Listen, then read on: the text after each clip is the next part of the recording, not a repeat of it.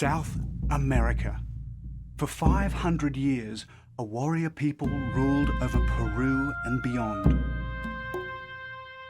They were called the Inca, the people of the sun.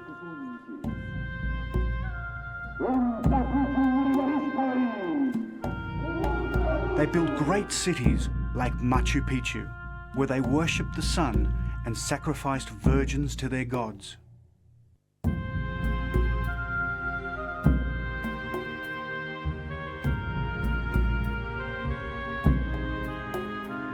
Eventually, they would be destroyed by Spanish invaders searching for gold and glory.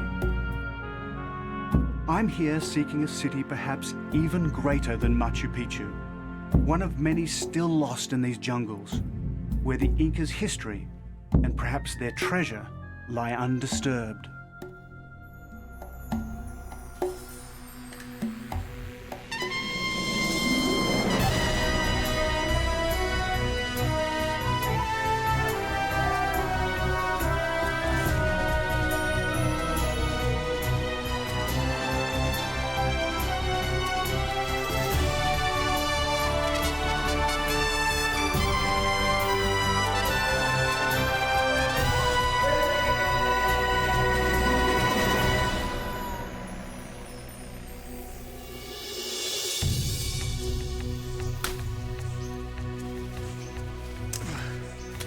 Hi, I'm David Adams, and this is the remote cloud forest of the Peruvian ranges.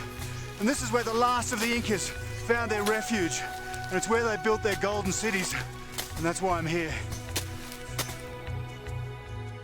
Because hidden somewhere in this jungle vastness, legend says there are cities still waiting to be found. Cities never sacked by the Spanish. Cities that may conceal hidden Inca treasure, or even the holy grail of the Inca Empire, the great golden disk of the sun. Bueno, Aurelio, aquí es el plan. ¿Recuerdes el camino Inca? Meet Gary Ziegler, an archaeologist, and someone I've come halfway around the world to meet. Gary's devoted his life to exploring Peru's jungle. If I'm to have any chance of finding a lost city, it's going to be with Gary's help. We found this wonderful major Inca road, and these Inca roads always go somewhere, so it's a good place to look for ruins. How are you sure that no one else has been up there? Well, there's nothing recorded on maps, so there's a really good chance that that no one's been up there. That's great. But I'm pretty sure that we're going to find something significant up there. The Vilcabamba, the Incas' final refuge, the place from which they waged war on the Spanish, and where they built their lost cities. To get there, I plan to head through this sacred valley, down the Urubamba River, before arriving at the very edge of the Amazon basin. But my journey starts in the old Inca capital, Cusco.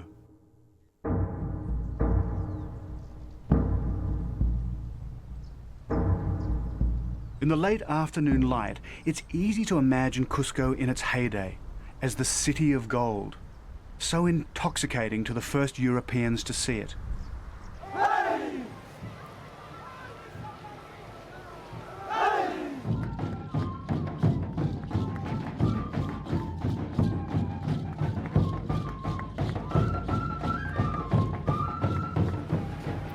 Right now, it's midwinter in the southern hemisphere. Time for Inti Raymi, the festival of the sun. The oldest surviving Inca celebration, a vital link to Peru's past.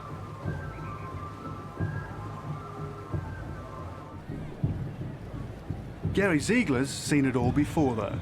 He couldn't wait, and so he's headed straight to the mountains. But I plan to take my time and get a feel for the people whose past I'm seeking. The sun set many years ago on the Inca Empire, but something of the spirit of the Incas lives on in music and dance. It's here in the people.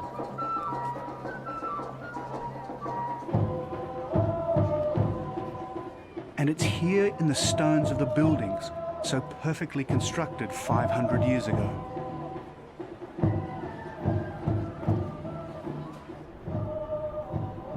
The sun was the Incas' supreme god, and the temples they built to worship it in were among the greatest pre-industrial buildings in the Americas. The most celebrated of all was the Coricancha, the fabled Temple of Gold. Well, these walls look pretty bare now, but once they were totally covered in gold, right throughout the whole temple.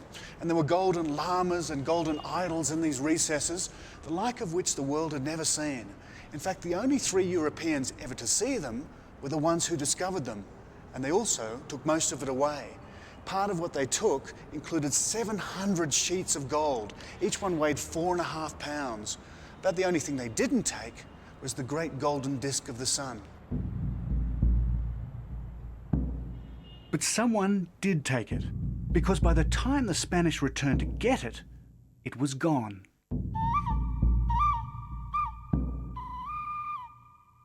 To this day, it's never been found. Its final resting place remains one of the world's great mysteries. Most likely, it's in the Vilcabamba, where Gary Ziegler's gone and where I plan to meet him in a week. The journey takes me in the footsteps of one of the world's great explorers, Hiram Bingham, the man who put the Vilcabamba on the map. Like Gary Ziegler, he was an adventurer, the discoverer of the most famous Inca city of them all, Machu Picchu. But Gary Ziegler's also an archaeologist, so he's the perfect expedition partner. By now, I can't wait to follow him into the mountains. And that means I need transport. Buenas tardes, señora. Oh, mister, buenas tardes. Buenas tardes. The Valley Sagrado? ¿A dónde quiere usted viajar? A typical way of getting from place to place in Peru is by buying a seat on a truck. 150. 150. Okay, fantastic. Correcto. Very Muy good. bien. So for 150 soles, about 40 bucks, I have the doubtful honor of squeezing in for a long, slow ride. Vamos a prender el Ah, carro. it's a wind-up. Sí. The driver is Don Tieflo. His offsider, Ephraim. I think this is it's all about technique, this sort of thing. Ya, Yeah? ahícito. I think it's like a sweet spot somewhere. Okay. Amigo Efraín, Efraín, por favor, can you give us a hand, mate? manito.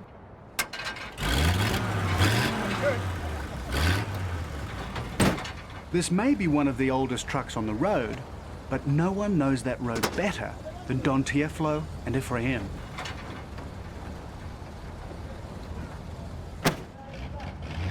With their help, I will follow a trail over 500 years old, a trail that leads deep into the Peruvian rainforest, to a place of ritual sacrifice, sun worship, and golden cities, the lost realm of the Incas.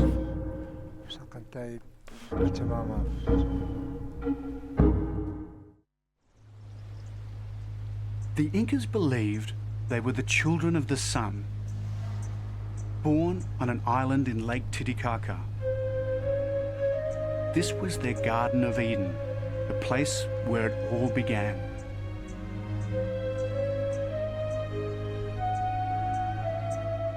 Where I'm going, though, is the place where it all ended. The place where the Incas made their last stand against the Spanish, and where they're supposed to have built their lost cities.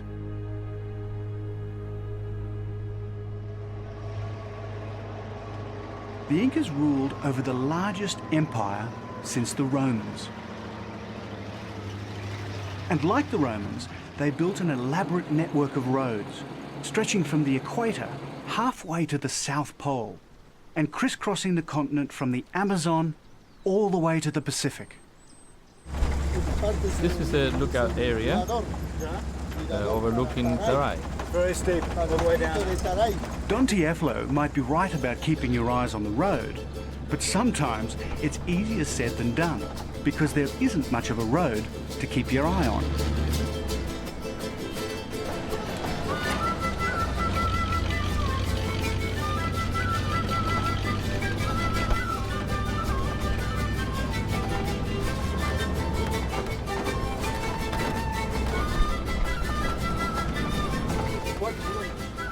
He's agreed to take me to the top end of the Sacred Valley, to the town of Ollantaytambo, where I plan to hire porters for my journey into the Vilcabamba. Mucho accidente, ¿eh? Yes, there have been many accidents. The road is full of sharp bends.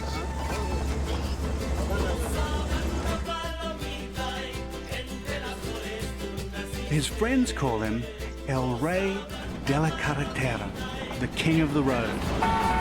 He's been hauling wool and corn back and forth between Cusco and the Sacred Valley for over 50 years, and probably in the same truck.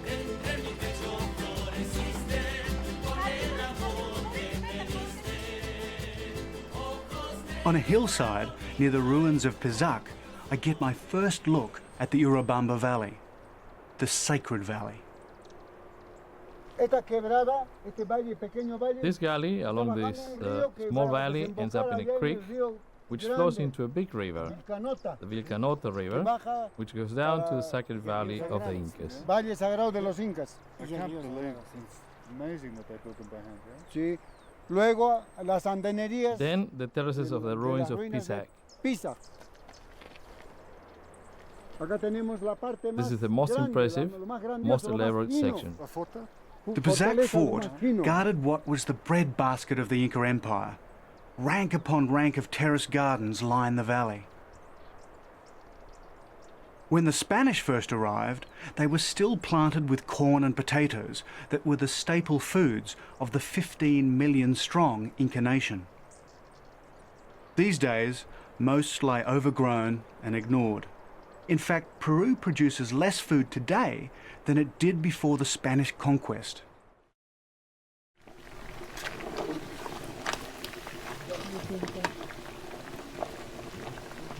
One of the many advantages of travelling with a veteran truck driver like Don Tieflo is that he knows all the best truck stops.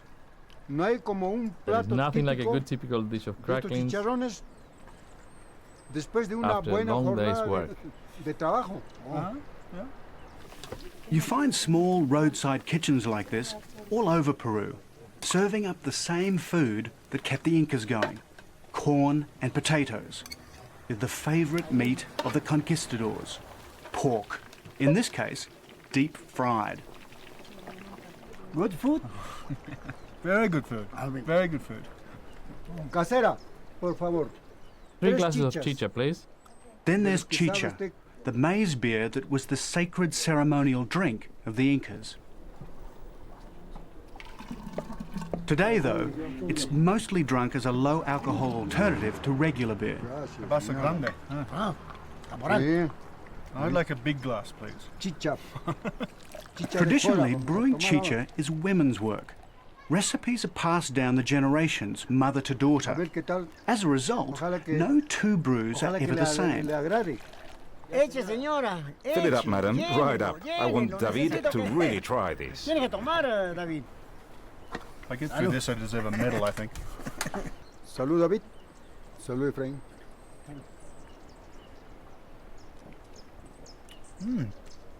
That's actually very good. ¿Qué tal? But they do all have three things in common: maize, water, and a magic La ingredient. chicha la preparan con jora. Uh-huh.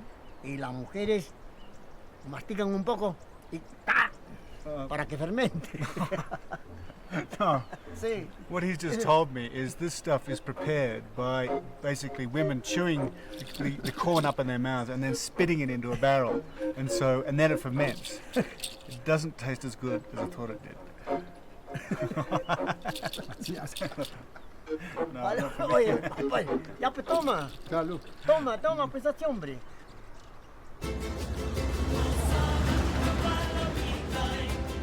Ahora con la carretera ya es más fácil. Back on the road again, and Don Tieflo and Ephraim and their magnificent old truck have got me almost all the way to my destination.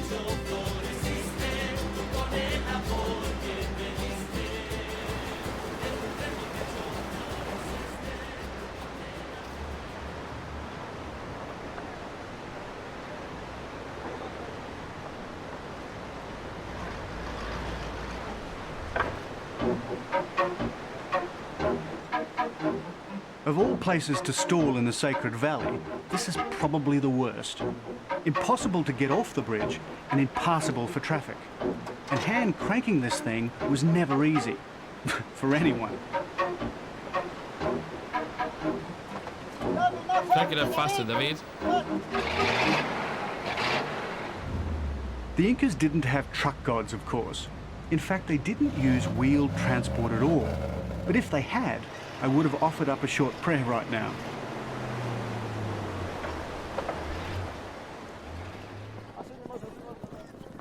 Getting to Ollantaytambo on time provides an unexpected bonus. The day we arrive, a local carnival is in full swing. People have come into town from all the surrounding villages. This means I can most likely hire the porters for my journey right here. Not having to go from village to village will save days. David, te presento a Alejandro. Alejandro is from the Patacancha Valley, the same valley Hiram Bingham hired his porters from. Del Valle Patacancha. 5 hombres. Kami mas kamu que sokta panisheki campus en Ispa. Ya, muy bien. Poconche camellos. Thanks a lot. Okay. I think I've got my porters. Which means I can have the rest of the day off to enjoy the carnival.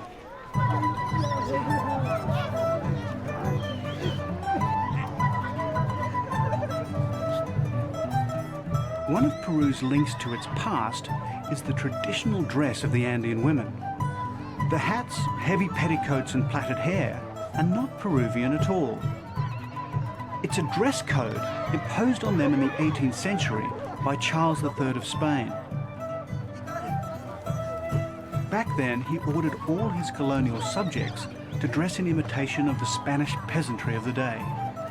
250 years later, most of them still do.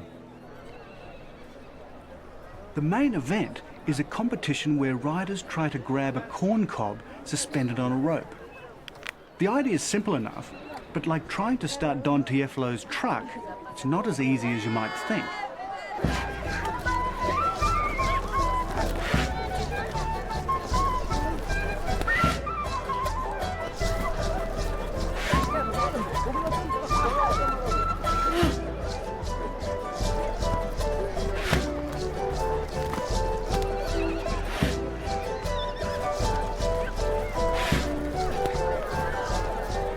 Beginner's luck, maybe, but not so lucky for the prize. No, thank you for you. Didn't quite bank on that. I don't think I'll be able to get chickens through customs. Thanks.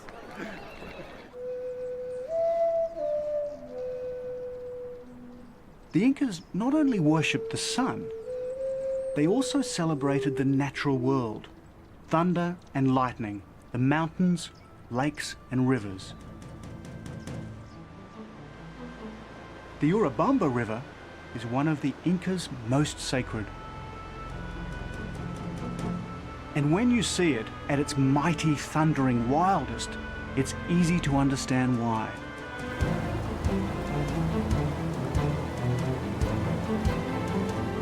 At yesterday's carnival, I met this man, Eric Arenas, and he's offered to take me to meet my porters downriver. It's a 9-hour walk to our rendezvous point, or about 90 minutes by river.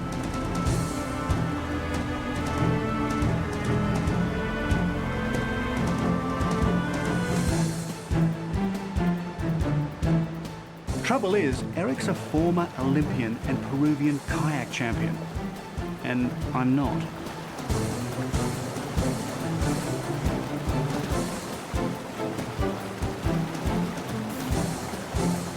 This is as good as whitewater kayaking gets, and as dangerous.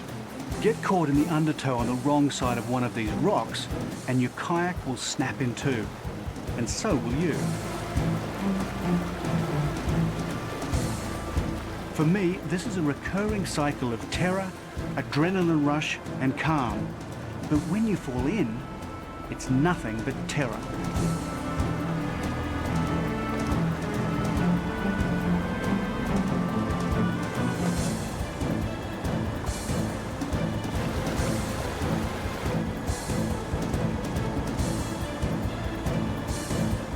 Time slows down, directions get confused.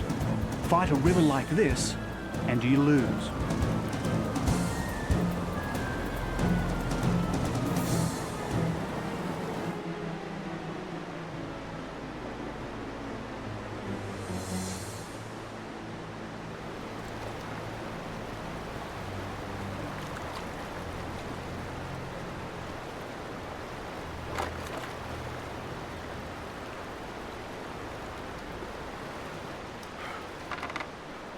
Well, I've been out of my depth there, but at least I'm here. I'm going to save these as well.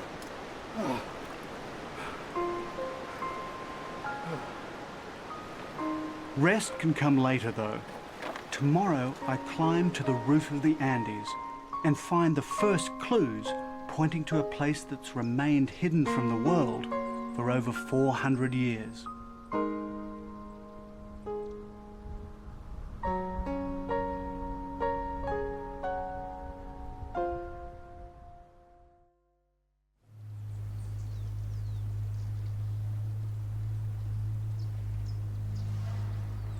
"400 years ago, a band of Spanish soldiers emerged from the Peruvian jungle to gaze on this land, their long-sought prize, the Vilcabamba.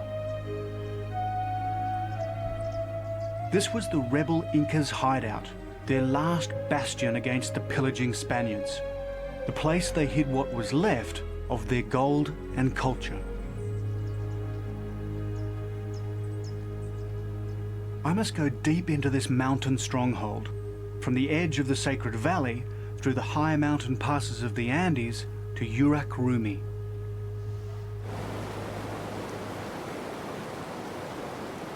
I'd left the river unexpectedly early, but luckily it's only a short walk to my rendezvous point. Sorry I'm late. Hola, ¿cómo está? Nice to see you. Me presento mi amigo David. Hey, pleased to meet you. Alejandro's friend is David Espeo, translator, shaman, and for the next 2 weeks, an invaluable source of information about all things Inca. Yeah, have you been waiting long? Not too much, you know, but we're just enjoying some drinks. And I'd love a beer actually. would you like to It's been join a long us? way. Let's go. True to his word, Alejandro has organised a small team of porters. These guys have spent all their working lives doing nothing but haul gear through the Vilcabamba. Even so, we're planning on going places even they've never been. Luckily though, Alejandro has organised us a mule skinner and guide called Juvenal Cobos, known as the Old Man of the Mountains. But before we go anywhere, coca. Just about everyone in the mountains chews these bitter-tasting leaves. So, how do you take this? Well, basically what you have to do is take the end of the leaves. Before you chew it, you just off the motor. Coca was sacred to the Inca, which is hardly surprising as it's a kind of wonder plant. It suppresses hunger and altitude sickness, relieves stomach aches. It even allegedly eases the pain of childbirth. But most of all, it provides energy. But the only thing this stuff doesn't do is give you a high. Despite being the same stuff that they make cocaine from, you'd have to actually eat about a ton of it just to get any narcotic effect. It's more like coffee. It just gives you a good buzz when you're up in the mountains. It's said that by chewing coca, Inca messengers could run 150 miles a day. We're planning a much more modest 10 miles.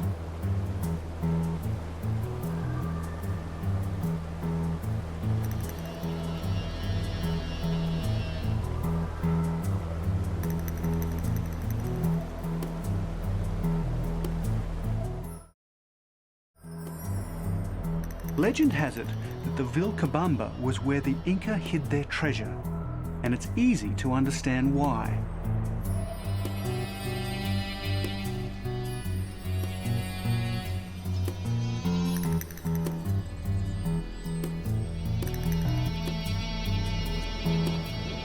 It's not just that it's a long way from anywhere, it's also the crippling combination of the terrain coupled with the altitude.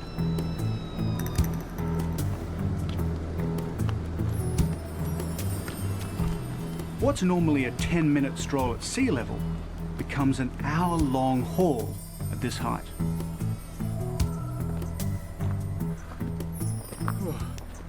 When Hiram Bingham first came up here, he was an absolute amateur, and so it really hit him hard. We're nearly at 10,000 feet, and he'd be stopping every 50 feet. Well, I can understand why. It's a pretty hard slog up here.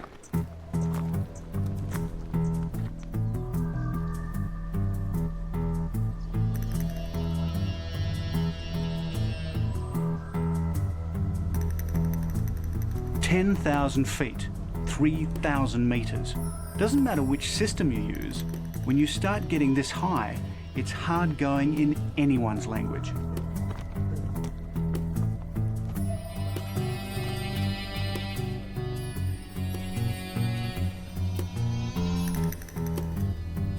The Andes Range is the longest mountain chain on Earth. The terrain varies from jungle to glaciated ice peaks. At this altitude, even the slightest breeze is bone-chilling.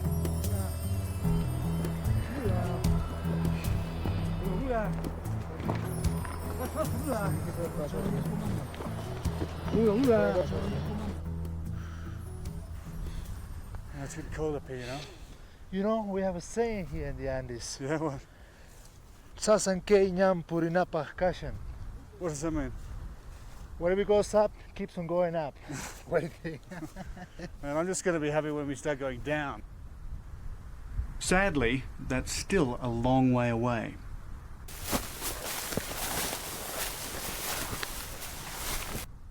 Every now and then, though, we do get to a ridgetop, and the terrain flattens out for a short stretch of pampas. What's so exhausting when you get up here onto the pampas after climbing up, we're about 12,000 here, is that it's swampland, sinkholes, and it's just exhausting walking through this mud, and there's mosquitoes everywhere.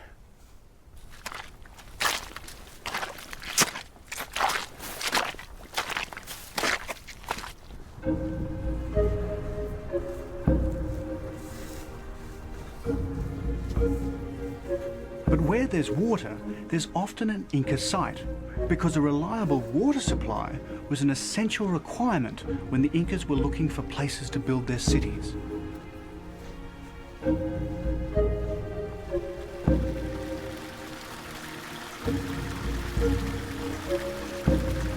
On the late afternoon of the 9th of August 1911, Hiram Bingham came across this Inca watercourse.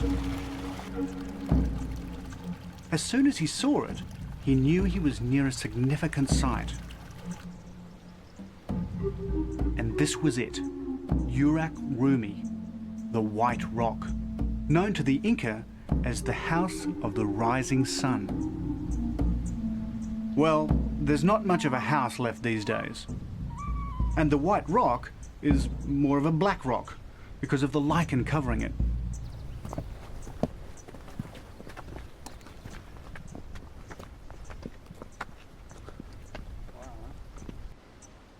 The Inca believed certain mountains, springs, caves and rocks were all endowed with magical significance. Like shrines along a pilgrimage route, Yurak Rumi was one such place. Why was it so important to the Incas? Oh, this because Manco Inca, one of the last Inca ruler, he set up his new capital here in Bitcos, in this area. So this was like the shrine, like the temple of the sun. Okay. One of the most important places in this area.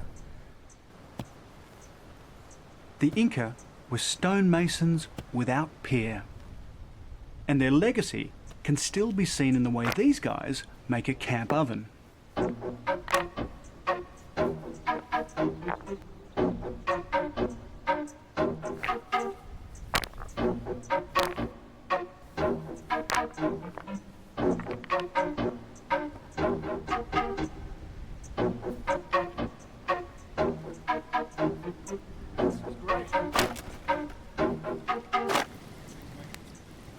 The idea is to light a fire inside, heat the rocks until they're ready to explode, then throw in your potatoes, collapse the stones, and put on your meat. Cover it all over, and then let it cook for an hour or so.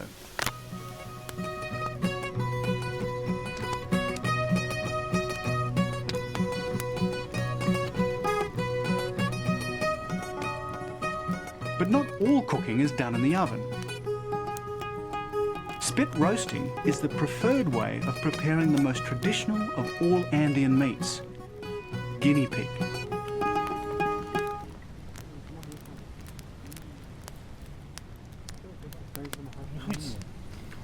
Oh, it's good. You like it? Yeah. So did the Incas eat a lot of guinea pigs? Yeah, on special occasions, yeah. Yeah. Yeah, when we were guests, you know. Because back home we keep them as pets. No. We eat them here. So the people that live up in these remote areas, do they still consider themselves as Incas?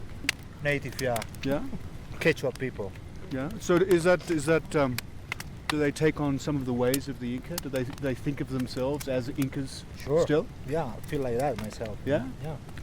Yeah, well, you look like a lot of the Thank you. paintings I and got my drawings I've seen. nose, you know, like. Thank you. Nice. The spirit of the Inca is not only alive and well in David Espejo, it's also here in these mountains. And tomorrow we head for one of the most sacred of all Inca sites. A place so remote, more gringos will climb Mount Everest this year than have been to where we're going in the last 400 years.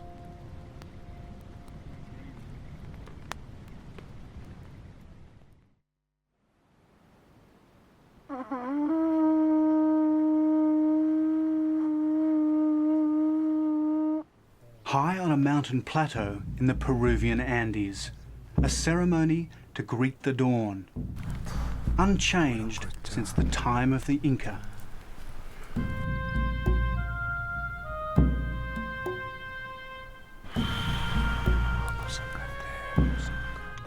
Holy man David Espejo leads the porters in asking the mountain gods for their blessing and safe passage.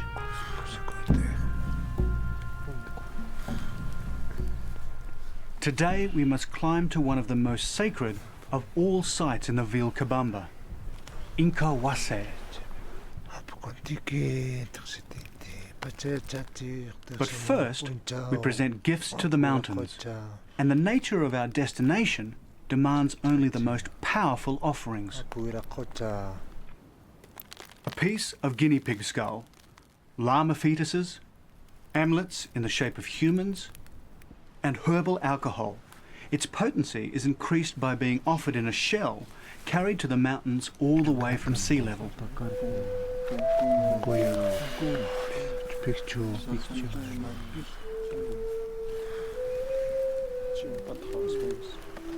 Only after the mountain gods have been invoked and the offerings burnt can the next stage of my journey commence.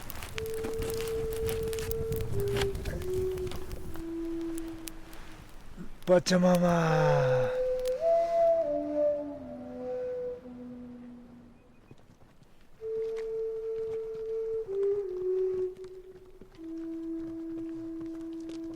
This is the hardest leg of all. Trekking high in the cold thin air, we must pass through the cloud line on our way from Yupanka to Inkawasi, perched high in the Puncuyok Mountains.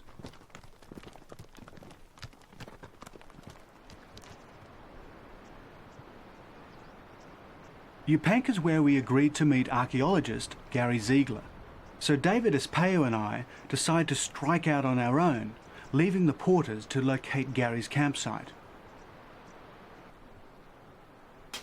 Weather in the Andes can change in moments. This is called cloud forest for a good reason, and it's not long before the drizzle starts.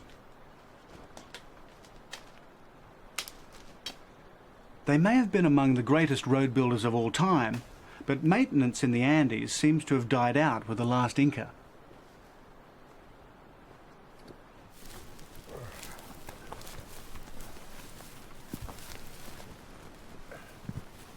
Well, believe it or not, this was once an Inca road, but over 400 years, these things have all collapsed. So a lot of the time you just have to go straight up the hill.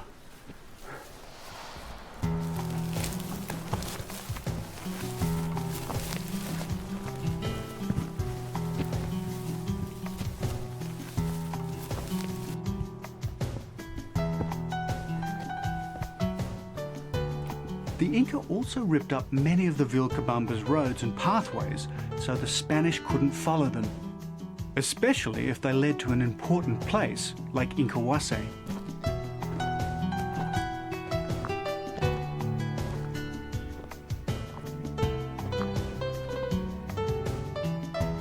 Our first glimpse. It's still 3 hours away across a mist-filled valley, but in view at last. For the Incas who tried to recreate their empire in the Vilcabamba, this was their equivalent of the Vatican, their Mecca. The place where the last of the Incas kept their most holy relics. Hidden in the clouds 4,000 meters above sea level, 13,000 vertical feet of rugged terrain has protected this most sacred of sites for centuries.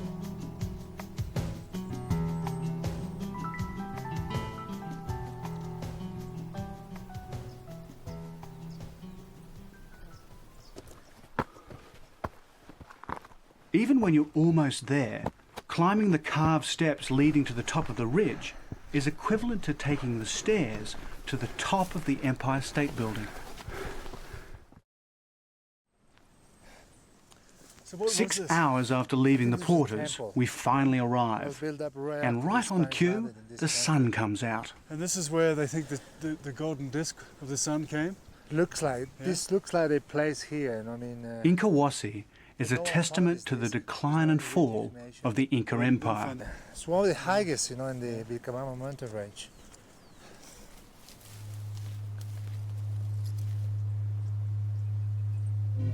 For nearly 500 years, the Incas had ruled most of South America from Cusco, the richest and most fabulous city of the Americas. It took the Spanish only a few short years to reduce them from mighty palaces to this humble temple. But at least it remained undisturbed. The conquistadors never got here.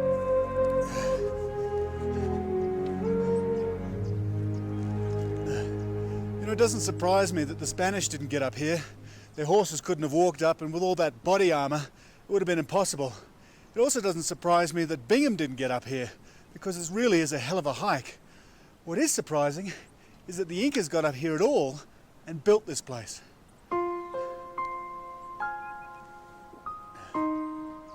No one really knows if Inkawasi ever housed the golden disc. No one's ever found it, but they chose its location for a very good reason. Look at, see the reflection over there? Yeah? In that lake? So that's a wild rock you see over there. Well, this is why it was built here. Yes. So see the clouds now is covering this, but when the clouds clears, you can be able to see the reflection of that white rock in the lake. So I think that's why the beliefs of people here know that the Inca turned into this white rock. Oh, and really? it becomes like a sacred. That's the main reason why they built up this temple here. I can see Such it. a location, Because of the nature of the terrain, the valley Inkawasi sits above is nearly always filled with cloud. However, it generally clears for a short while around midday. When it does, you can see a tiny lake reflecting the white stone outcrop. To the Inca, this was sacred geography at its most potent.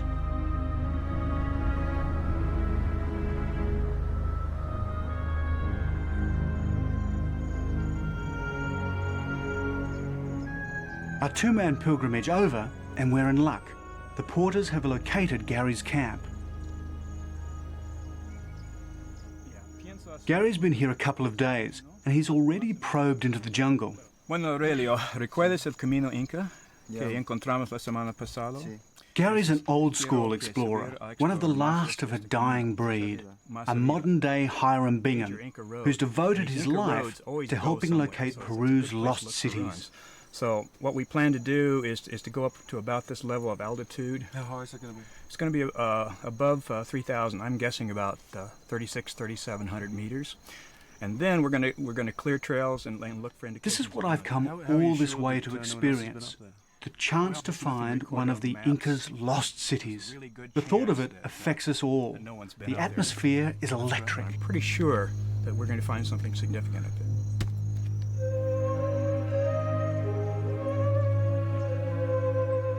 And find something we did, like Hiram Bingham 90 years before us. We're about to hack our way through some of the densest jungle on Earth and enter another of the Inca's lost cities.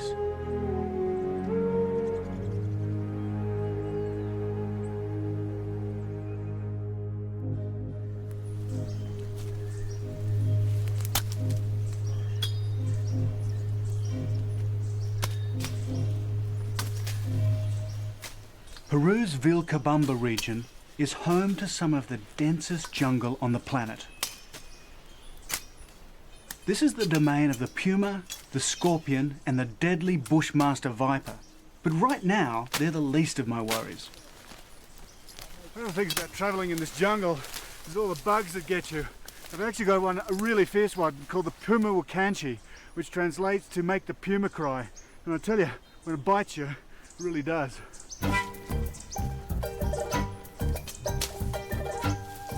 I'm on my way from the Puncuyok Mountains to Les Esparta in central Peru. But before we can go anywhere, we must cross the sacred Vilcanota River. Here we go, guys. Now this river is full. The Vilcabamba is cut off on all sides by rivers. That's what made it such a perfect stronghold for the Inca. Okay, I'm going out over the edge. Okay. I'm out. Gotcha. Oh. And while getting across is one thing, getting out is quite another. Good.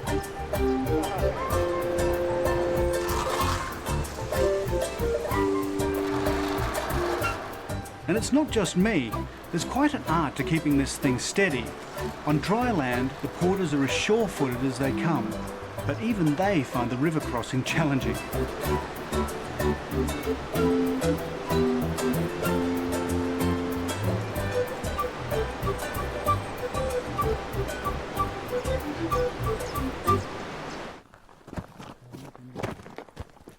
The climb to the ruins is tough, a 1 in 10 incline.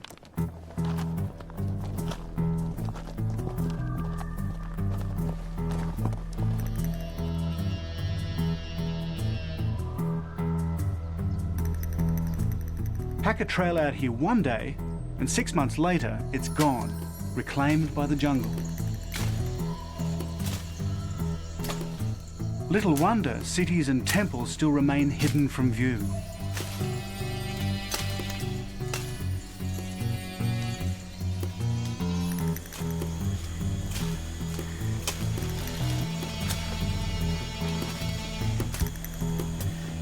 After 4 hours of steady marching, a glimpse of a wall. Then another.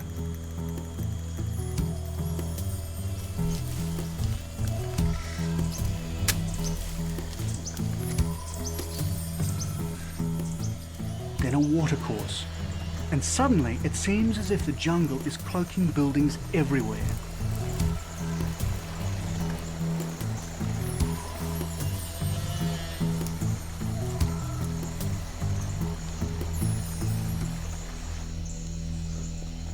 Oh, this is amazing. Look at this wall. Can you believe this? What have we found?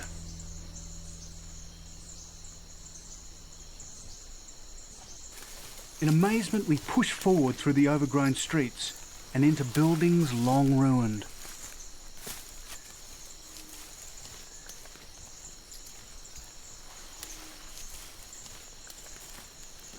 Well, that goes on and on. At moments like this, it's hard to know what to say. Here?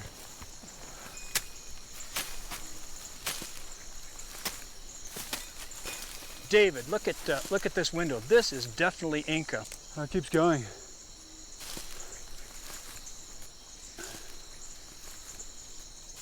David, ustedes pueden esperar allá. Descansen. Gary tells the porters to take a break while we try to work out the extent of our find. No wonder they never found it. I mean, it's totally covered in jungle. I don't even know what to say. I don't have the foggiest of what. Have you ever seen anything this big? Is this the biggest thing you found? I think it is. I have no idea the extent of it.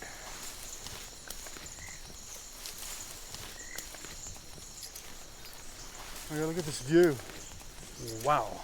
That's the Vilcanota River. This is typically Inca. Well, because they build on views like this. Yeah, the river was one of the most sacred objects. The Vilcanota was the Vilcamayu, the earthly representation of the Milky Way.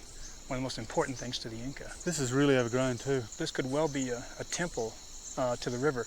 And I'll bet, up in the clouds, I'll bet we're looking exactly at the ice peak Veronica, which was also very important. So this could be a really major find. Yeah. Yeah? We don't know what we've got. We're going to get the guys up here and clear it and see if we have time to see what else is around us. There's got to be more. Well, let's get a break. Okay, let's take a break. And, I'm about wiped out. How about you? But when you've got ruins to clear, breaks don't last long. At first we put our backs into it.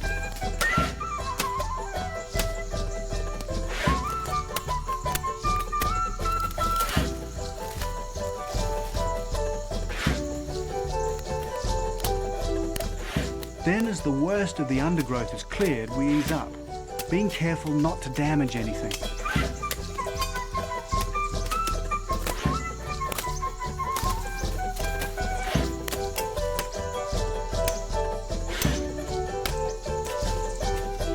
And gradually, the building starts to take shape.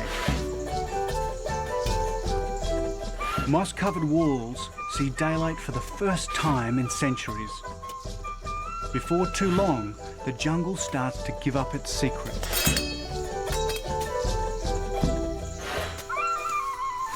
Vamos a ver la distancia de este muro. For centuries, the cities of the Incas disappeared from view. Like Atlantis, El Dorado and Shangri-La, they became places of legend, sought after but never uncovered. You know, one of the odd things about Hiram Bingham was that when he came and discovered these sites, he knew nothing about archaeology. And he travelled around with this book, which is the Royal Geographical Society's Hints to Travellers. It's got everything you need to know about discovering an ancient site, if you happen to, like we've just done. Even got a little ruler. Thing is, I know nothing about this, of course, but Gary does, so I'm relying totally on him and not the book. But it seems our euphoria is premature. We are not the first, as we'd hoped. Gary Ziegler's identified it as the town of Supamaka, a place noted but never visited by Hiram Bingham. Yeah, give us We're going to finish over here. Go ahead. I'll keep working. In fact, it's almost never been visited at all, and certainly never been filmed. The Incas may be long gone, but these walls still stand in mute witness to the glory of the greatest empire of the ancient Americas.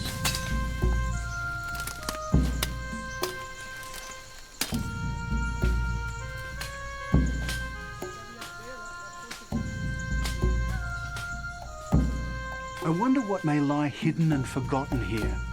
Lost gold? The sweat of the sun, as the Incas called it? Maybe even the golden disc itself. I had set out from the other side of the planet to find such a place. Now it will be for others to take on the painstaking work of exploration.